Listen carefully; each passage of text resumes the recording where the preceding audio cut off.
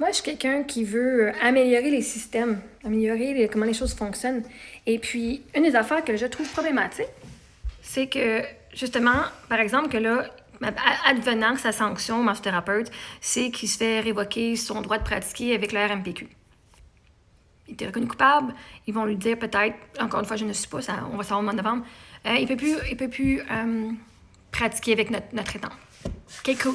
Maintenant, il va dans l'autre association. Si on en a parlé l'autre fois, il va dans l'autre association.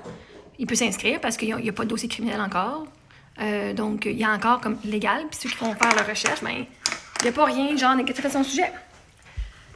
Ceci dit, j'ai demandé à ChatGPT, puis j'ai été voir sur Internet moi aussi. J'ai dit, est-ce que c'est possible, genre, est-ce qu'il y a une liste des massothérapeutes qui ont eu des sanctions?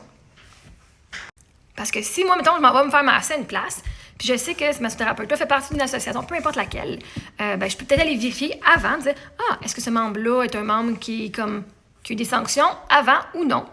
Puis je peux voir personne maintenant, puis décider si je vais avoir ce massothérapeute-là ou pas. Hein, souvent, on s'en va dans un spa, puis on va se faire masser par, vu-tu, un gars ou une fille? Ben, j'aime ça avoir un massothérapeute qui a pas, genre, de sanctions. Tu sais, si t'as pas payé ta facture sur une affaire, si t'as une sanction parce que t'as manqué un misconduct sexual misconduct, ben là,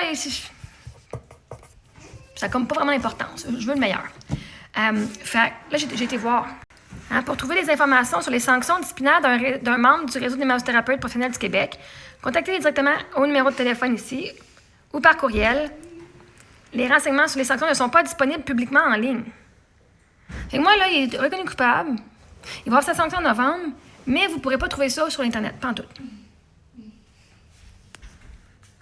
Fait que ça se peut que vous faites masser par lui quand il est dans une autre association, s'il est dans une autre association. Fait que vous n'avez aucune façon de vérifier s'il a été reconnu ou pas dans une autre association. Vous pouvez les contacter par téléphone, courriel. Et si vous avez des plaintes, il faut les faire sur leur site Internet. Là, j'ai dit donc, ça veut dire que je ne peux pas aller voir sur Internet, sur leur site, si massothérapeute que j'engage a une sanction. Je dois les appeler avant. Exactement, tu as bien compris. Non, le public ne peut pas aller sur le site du RMPQ pour vérifier en ligne si un massothérapeute a reçu une sanction disciplinaire. Selon ce que montre ton image et ce que le site confirme, les renseignements sur les sanctions ne sont pas disponibles publiquement en ligne. En résumé, le RMPQ n'a aucune base de données publique où tu peux rechercher un nom et voir les sanctions comme les ordres professionnels le font. Parce qu'en passant, le RMPQ n'est pas un ordre professionnel. Les massothérapeutes n'ont pas un ordre, c'est toutes des associations privées. En tout cas, bref, c'est public, mais le RMPQ, c'est une association privée. Donc oui, si tu veux savoir si un massothérapeute a déjà une plainte ou une sanction, tu dois appeler ou écrire au RMPQ. C'est long comme processus. C'est entièrement à leur discrétion de te donner ou non la réponse.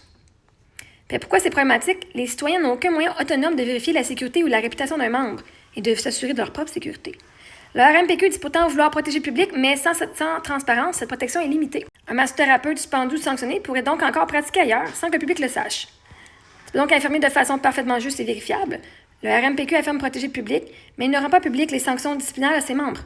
Le public doit les contacter directement pour savoir si le massothérapeute a déjà été sanctionné.